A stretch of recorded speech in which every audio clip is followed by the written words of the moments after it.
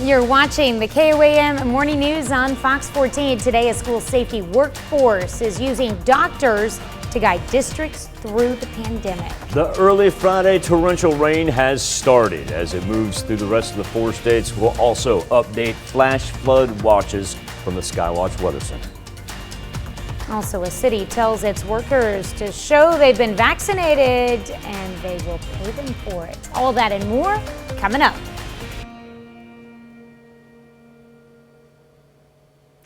Thanks for joining us for the KOAM Morning News on Fox 14. I'm Tanya Bach. As younger people contract COVID-19, a local health professional will work with the state in an effort to correct course. This is the KOAM Morning News on Fox 14. I'm Tanya Bach. Wednesday, Kansas Governor Laura Kelly announced the Safer Classrooms Work Group. It's a group of healthcare professionals from around the state who will advise schools and parents on how to keep students safe during the pandemic. Wilson County Health Officer Dr. Jennifer McKinney will co-chair the group. Several school districts in the state have changed policies or closed so far because of cases. The Chanute School District announced it will require masks starting Monday, a change from its previous policy. What primarily drove the decision, at least from my perspective, was the drop in student attendance. If I'm not mistaken, it had dropped to right around 7% from what would have been the matching week a year ago. That's a big enough percentage to at least look at the issue again. I am glad that schools and school boards are reevaluating. It is unfortunate because we also are using, kind of the first week or two of school to say, well, let's just see what happens. Coming up in our next half hour, we'll have what Dr. McKinney hopes to accomplish in the group and what she thinks should happen to keep schools open and free of disruptions.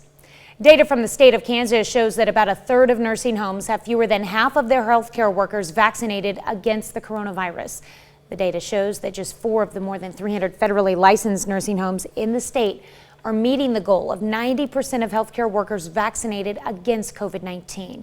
The state released the data after President Biden announced his administration will require nursing home staff to be vaccinated as a condition for those facilities to continue receiving federal Medicare and Medicaid funding. State data shows about 46% of all Kansans were fully vaccinated as of Wednesday. A local businessman helps an area school that was facing the prospect of not having enough bread to feed all of its students. Quade Wilson from Anderson, Missouri is in the milk business.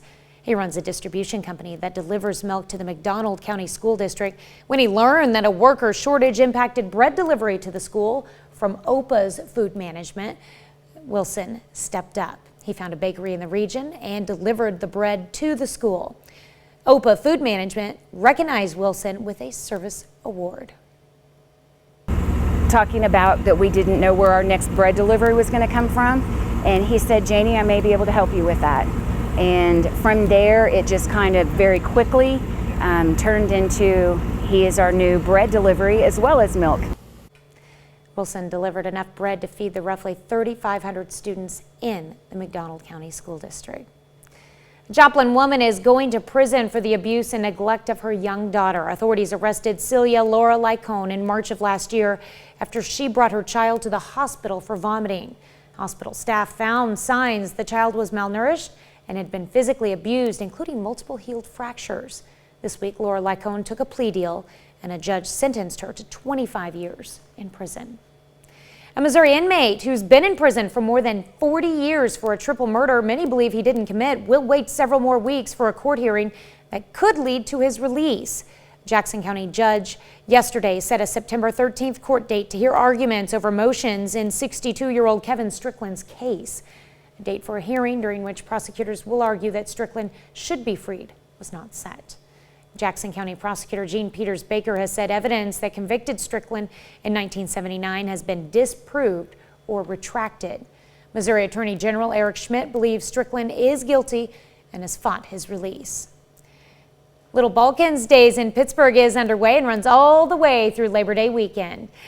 Folks yesterday were able to get an up-close look at the history of the city. It's part of what organizers are calling a living history event. The tour took place from 1st and Broadway to 7th and Broadway, finally to the historic Stillwell Hotel. We hope to grow it eventually to have more towns, more stops, but we really wanted to bring back a little piece of history where It's a nice night. You can get a little exercise. It's a healthy educational experience, but you can learn a little bit about downtown, about Pittsburgh. There will be plenty more events for Little Balkans Days, both today and Saturday.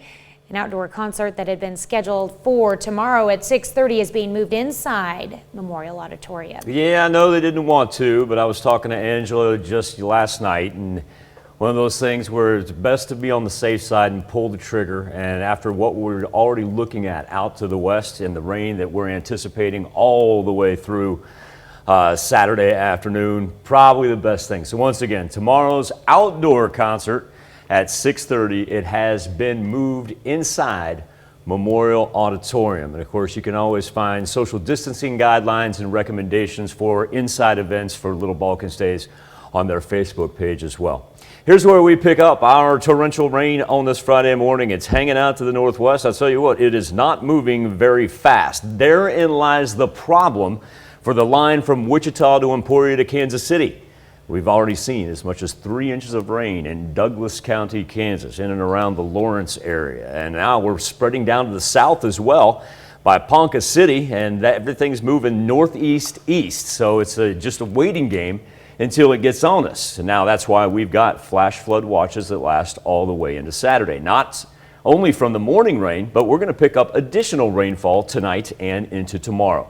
Little blue sky peeking out over 7th and Rangeline in Joplin, where we sit at 73 degrees. Even the parts that are going to get the rain first, whether it be Yates Center, Chanute, Sedan, much warmer than what we're seeing in southwest Missouri, about a 10-degree difference right there compared to the 68 in Monette, 71 in Carthage and Cassville, and then 73 in Miami. The severe thunderstorm risk map, it's going to be the rainfall, the amount of it, that's our major concern. It shouldn't have any threats of hail or high wind, but it's been dry. And you go, well, the ground could absorb it. No, the problem is with this rain that's going to roll through is it's going to drop so much on us that therein lies the problem. The ground is too dry, and it's not going to have time to soak it in.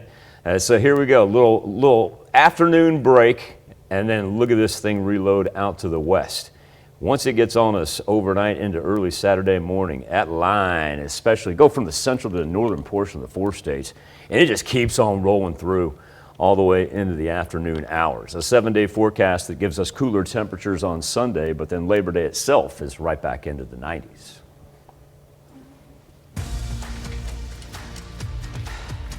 Bring that heat back, but it'll be nice to get a little break from it, that's for sure.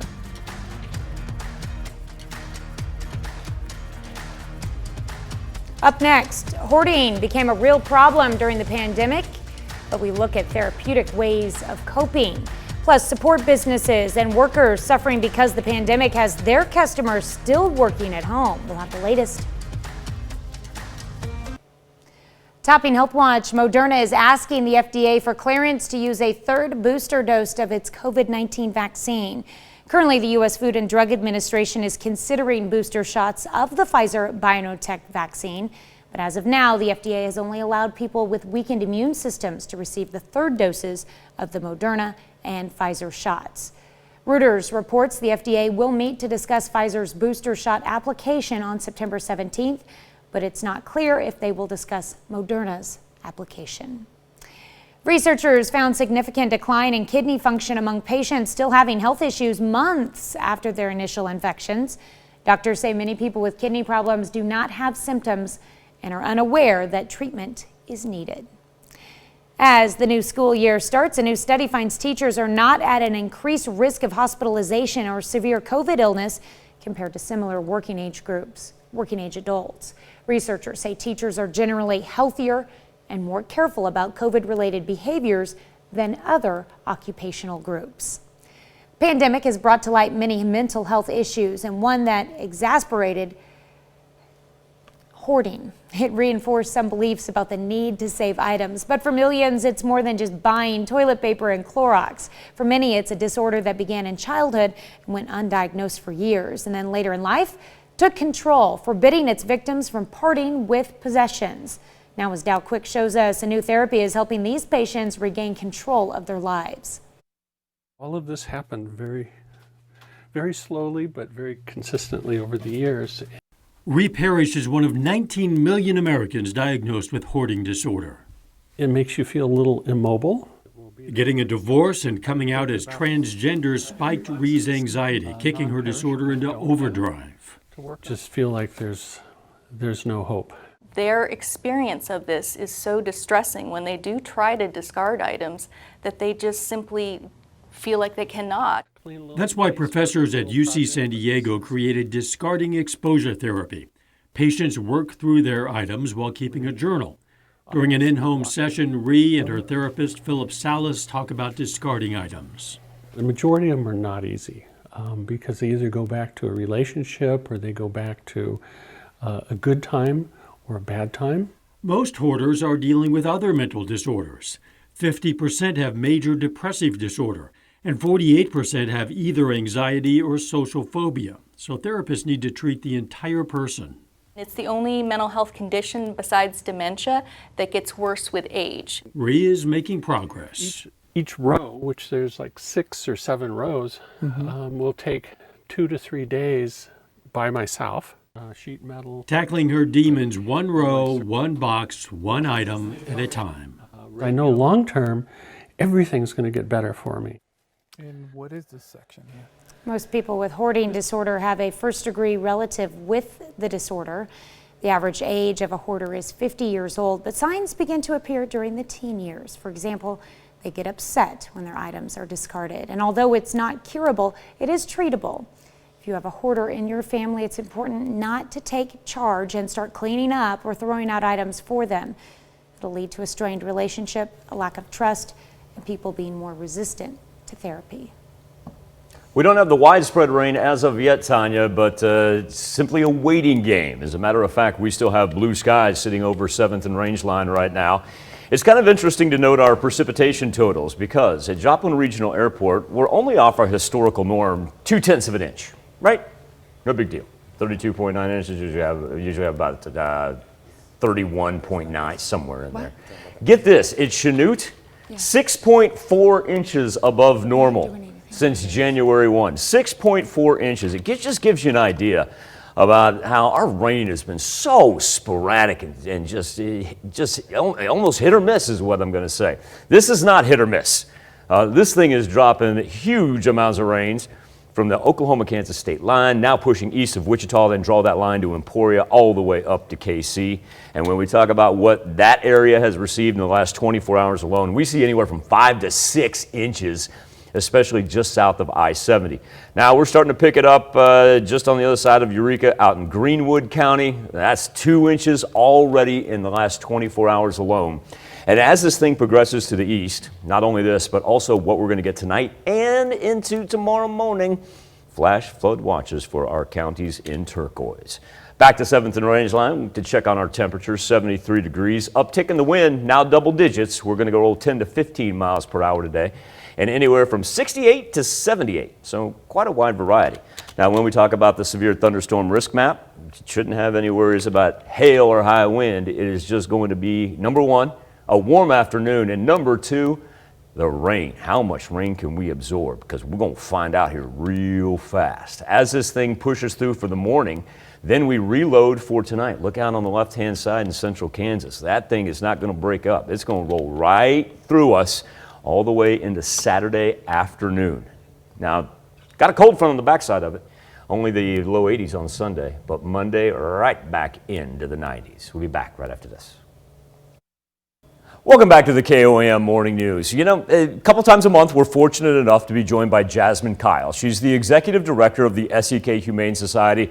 Dedicates a lot of her time not only to giving us interviews, but also to making sure that pets have homes. But Jasmine, number one, thank you for your time this morning once again. But I want to transition here, and instead of talking about dogs and cats today, we're going to talk about kids, and we're going to talk about an entrepreneurial thing that you've put together with the help of the Dylan Meyer Get Busy Living Foundation. And this is a really unique experience you've been telling me about. I want you to kind of give your elevator speech and explain it to people. Yeah, so with the help of the Dylan Meyer Get Busy Living Foundation, we are doing something brand new in this community.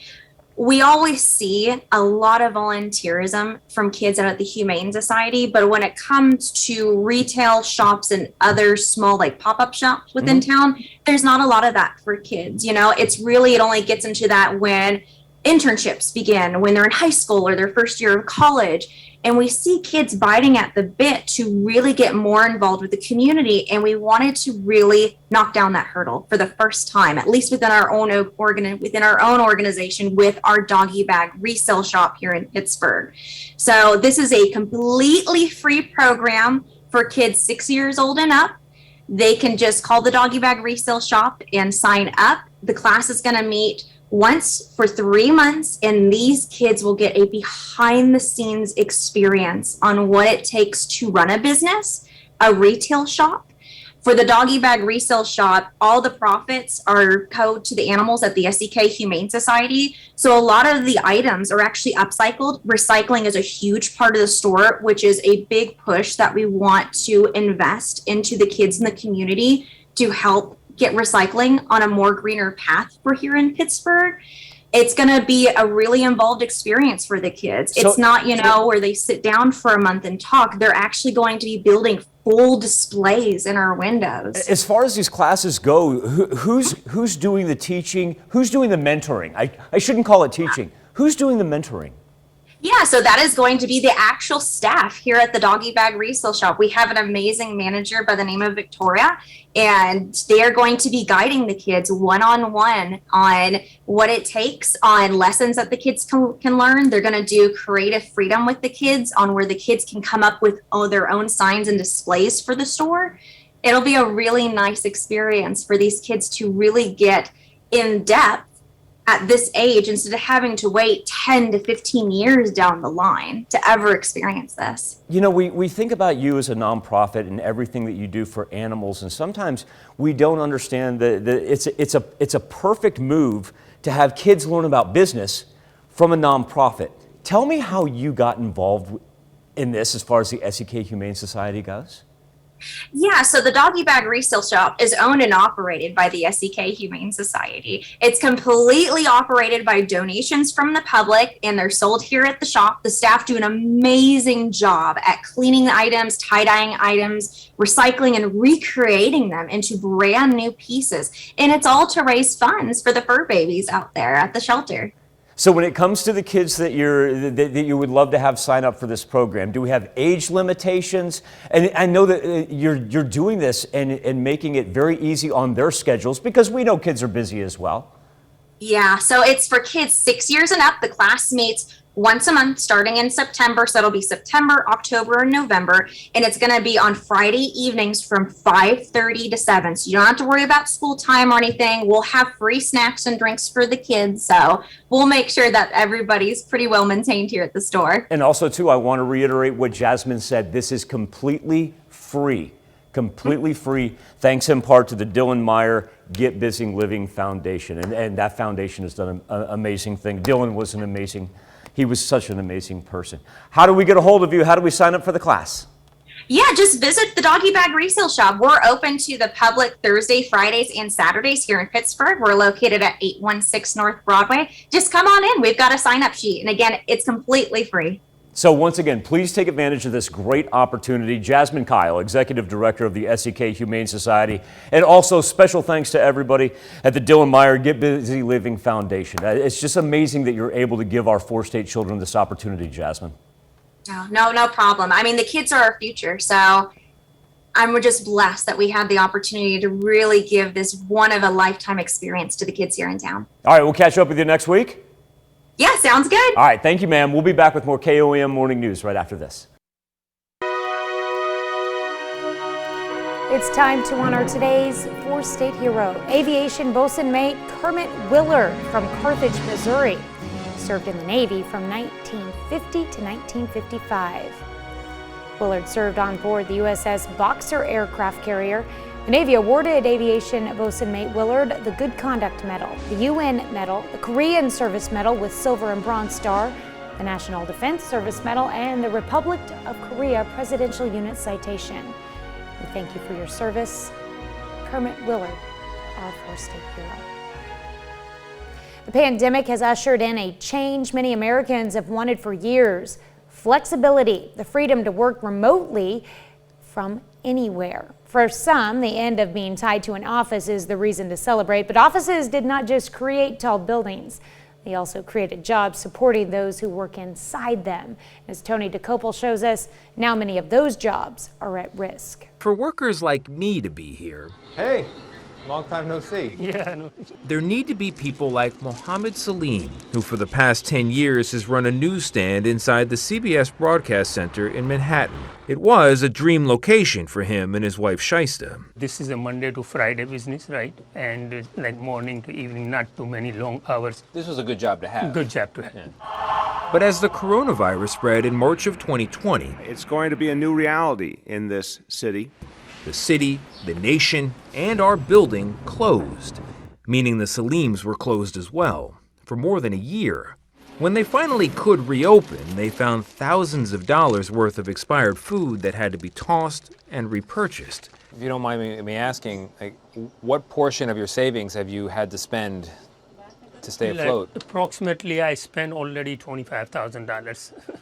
Mohammed has been driving for Uber while waiting for his business to bounce back. But so far, New York's grand reopening hasn't been so grand. How does the foot traffic and the business today compare? 10%, right now 10% people are here in the building. Wow. Right? Used to I do $1,000 sale for day. For a day? For a day, before.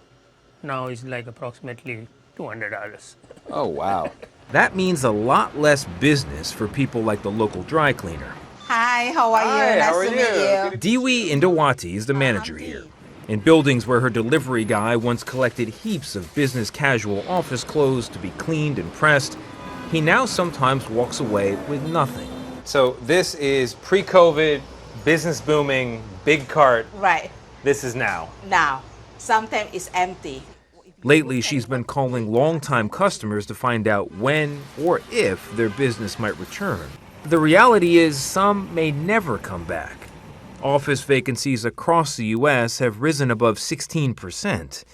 And one survey shows 3/4 of companies here in New York still have no plans to bring employees back to the office full time. Hey guys, how are you? That fact is killing the Hudson Yards Cafe and the food cart's co-owner, Alex Campos. How were things going before coronavirus? Oh, excellent. Excellent. Yes, excellent. But now business is still down 95%. Pastries that used to sell out by 10 in the morning still crowd the window long after lunch. And when we met him, Alex was close to his breaking point. I mean, I've been working really hard.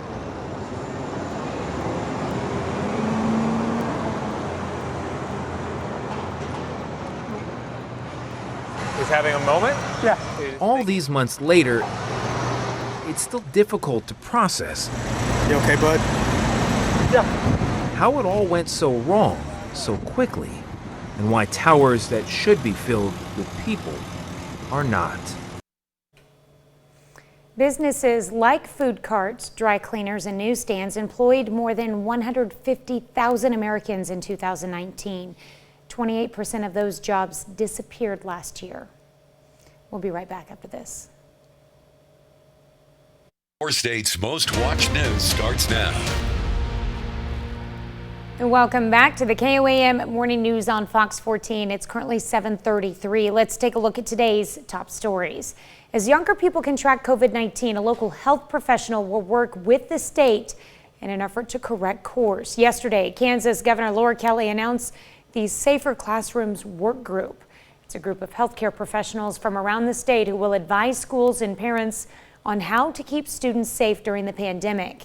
Wilson County Health Officer Dr. Jennifer McKinney will co-chair the group. Several school districts in the state have changed policies or closed so far because of cases. The Chanute School District announced it will require masks starting Monday, a change from its previous policy. What primarily drove the decision, at least from my perspective, was the drop in student attendance. If I'm not mistaken, it had dropped to right around 7% from what would have been the matching week a year ago. That's a big enough percentage to at least look at the issue again. I am glad that schools and school boards are reevaluating. It is unfortunate because we also are using, kind of the first week or two of school to say, well, let's just see what happens. Well, coming up in our next half hour, we'll have what Dr. McKinney hopes to accomplish in the group and what she thinks should happen to keep schools open and free of disruptions. Data from the state of Kansas shows that about a third of nursing homes have fewer than half of their healthcare workers vaccinated against the coronavirus. The data shows just 4 of the more than 300 federally licensed nursing homes in the state are meeting the goal of 90% of healthcare workers vaccinated against COVID-19. State released the data after President Biden announced his administration will require nursing home staff to be vaccinated as a condition for those facilities to continue receiving federal Medicare and Medicaid funding. State data shows about 46% of all Kansans were fully vaccinated as of Wednesday. A local businessman helps an area school that was facing the prospect of not having enough bread to feed all of its students. Quade Wilson from Anderson, Missouri is in the milk business. He runs a distribution company that delivers milk to the McDonald County School District. When he learned a worker shortage impacted bread delivery to the school from OPA's food management, Wilson stepped up. He found a bakery in the region and delivered that bread to the school. OPA Food Management recognized Wilson with a service award. Talking about that we didn't know where our next bread delivery was going to come from. And he said, Janie, I may be able to help you with that. And from there, it just kind of very quickly turned into he is our new bread delivery as well as milk. Wilson delivered enough bread to feed the roughly 3,500 students in the McDonald County School District. A Joplin woman is going to prison for the abuse and neglect of her young daughter. Authorities arrested Celia Laura Lycone in March of last year after she brought her child to the hospital for vomiting. Hospital staff found signs the child was malnourished and had been physically abused, including multiple healed fractures. This week, Laura Lycone took a plea deal, and a judge sentenced her to 25 years in prison. A Missouri inmate who's been in prison for more than 40 years for a triple murder many believe he didn't commit will wait several more weeks for a court hearing that could lead to his release. Jackson County judge yesterday set a September 13th court date to hear arguments over motions in 62-year-old Kevin Strickland's case. A date for a hearing during which prosecutors will argue that Strickland should be freed was not set. Jackson County prosecutor Gene Peters Baker has said evidence that convicted Strickland in 1979 has been disproved or retracted. Missouri Attorney General Eric Schmidt believes Strickland is guilty and has fought his release. Finally beginning to see the heavy rain move into our counties of southeast Kansas. Iola, you're going to be up next as this continues. Even though it's taking a little northeasterly southwest northeast line continuing to move there, it has a little southerly fall to it as well. Yates Center, you'll be up next before Iola. So that's what we've got this morning. It's going to take a while before it gets into the central portion of the 4 states. It's a slow mover, that is for sure. But remember, we've even got additional rainfall down south of the Kansas-Oklahoma state line. Partly cloudy skies to begin. And let's not forget, we're in the midst of flash flood watches that last all the way into tomorrow afternoon. Now, while we've got the flash flood watches, and that's the important thing, I don't want to leave out that we're also in the midst of a heat advisory for northeast Oklahoma. Temperatures back up into the high 80s, low 90s, even with the rainfall. And let's break it down from Future Track. There's the morning one, little afternoon break where it gets more sporadic. And then overnight, we are going to be on it and on it good. We're going to be thinking 2 to 3 inches as this thing goes from west to east and lasts us all the way into Saturday afternoon. It's a 7-day forecast that has a cold front behind that thunderstorm activity, takes us down to the low 80s for Sunday, but then hello, Labor Day, that's going to be hot and humid right there, right back into the 90s. We'll be back with more KOAM Morning News on Fox 14 right after this. America's longest war is over, and the mission commander of the last flights out of Kabul reveals what his trip was like. Oren Lieberman found out about his experience. The approach into and out of Kabul allowed little margin for error. Mountains surround Hamid Karzai International Airport, and the valley is prone to bad weather. Thousands of Afghans on the field, and thousands more desperately trying to get in. Nearby, a terror threat from ISIS-K. In this environment, Lieutenant Colonel Alex Pelbath had a mission: the end of the U.S. withdrawal from Afghanistan. Instead of focus on the danger, what all the operators do is you focus on the mission you got at hand. So you focus on your individual tasks, you focus on success, and you focus on doing your part of the mission as well as you possibly can. Pelbath was the mission commander of the final 5 flights out of Kabul. He snapped this picture of another C-17 taking on Afghan evacuees. In the background, the cars and baggage in hangars about to be left behind. I graduated the Air Force Academy in 2001, and a couple months later, September 11th happened. So my entire career has been spent with a conflict in Afghanistan, and to see it come to an end, that does make a mark, I think. Pelbath knew time was precious. Every second on the tarmac was added risk, and with the final troops loading up, the danger was at its peak. Major General Chris Donahue, the commander of the 82nd Airborne, was the last soldier to step off Afghan soil, the military says. Pelbath later snapped this cell phone picture of his own flight. Then Pelbath gave the order, clamshell, close the cargo doors. Minutes later, flush the force, the order to take off. I was able to see in front of me, the first aircraft had just made their left turn, the second aircraft right behind them, the third aircraft had just lifted off, the fourth aircraft on the runway. I had the entire picture of the C-17 force in front of me. For sure, an image that I will never forget. The 5 C-17s had been on the ground a total of 3 hours, he says. The end of a 20-year war was his final flight. Also this morning, our Something to Talk About on the KOAM News Now Facebook page. City of Tulsa going to start paying employees $250 if they show they're fully vaccinated by October the 15th. And then if you're in a department that has more than 70% vaccinated, your department does, you get another $250 on November 1. Our question put is, should cities and companies offer stipends to their workers to show proof of vaccination? And right now, just about 3/4 of you, 74%, say no, shouldn't be doing that. You can always log on to our Facebook page or hit us up at KOAMnewsnow.com/vote. We'll be back with more KOAM Morning News on Fox 14 right after this. Blue sky popping up over Joplin. That, however, is not the case everywhere because we've got some serious thunderstorm activity and very, very heavy rain in the northwest part of southeast Kansas. Right now, getting on Yates Center, and then Iola is going to be up next. Starting to see the showers formulate just ahead of the very heavy rain, but this is capable of bringing down anywhere from 1.5 inches to 2 inches of rain as it rolls through, and it works its way down all the way south to the Oklahoma-Kansas state line. It's progressing a little bit to the northeast, but at the same time, bear with me here, while it's moving northeast, it's dropping south. And so that's why up here, Chanute, Independence, and eventually the central portion, Pittsburgh. It's going to be hard pressed to get to Joplin. Our morning rain is. Now, eventually everybody's going to get a taste of it. But that's what it's capable of right there. And you can tell right there in Greenwood County, it's already put down more than 2 inches. But like I said, everybody's going to get rain eventually because we've got a flash flood watch for our counties indicated in turquoise running all the way until Saturday. Let's run back to Joplin where it's 73 degrees. Check out our temperatures really quick. About a 10-degree difference there. 78 down to 69 in Cassville. Let's roll 74 in Miami. Severe thunderstorm risk map. Our biggest threat going to be flooding. It's not really going to be wind or hail, anything of that nature. Also, too, we've got to deal with our fair share of heat before the rain rolls through, up into the low 90s today.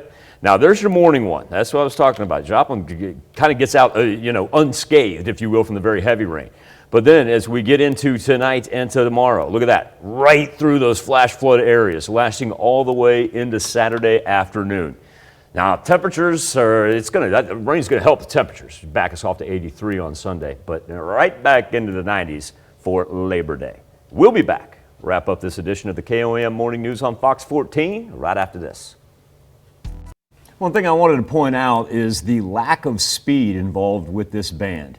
It is not moving fast. Problem being, all right, well, if you haven't gotten the rain yet, you're like, all right, stay slow. Problem being, with the amount of rain that it's dropping, that exacerbates our flooding concerns because it's not one of those that wants to whip through, wants to hang around for 45 minutes to an hour. So once again, Yates Center, Iola, Chanute, that's what's coming up next. And remember, flooding is our major concern all the way into Saturday afternoon. Well, a doppelganger, and he wants to drink tequila with the guy. Can you smell what The Rock is cooking? No, that's not The Rock, but it sure looks like him. Images of Alabama Patrol Lieutenant Eric Fields are going viral because he looks so much like Dwayne Johnson. Yeah, he does. The actor and wrestler himself is tweeting about it, posting pictures of the two and calling Fields the cooler one. These days, The Rock is cooking a small batch tequila called Terramana. He says he'd love to share it with Fields. Now, Johnson also thanks Fields for his service and urges him to stay safe. Not a bad get right there when The Rock is hitting you up on social media. There are worse things that you could probably be associated with. For sure. All right, thank you so much for letting us put the good in your morning. Remember, we're going to have to batten down the hatches for not only tonight, but all the way through Saturday morning as well. You can always find the latest updates as far as watches, warnings, and heat advisories. Yeah, we got those as well on the Skywatch Weather app. Have a wonderful Labor Day weekend. We'll be back with more news and weather when we see you at noon. Have a great morning and an even better day.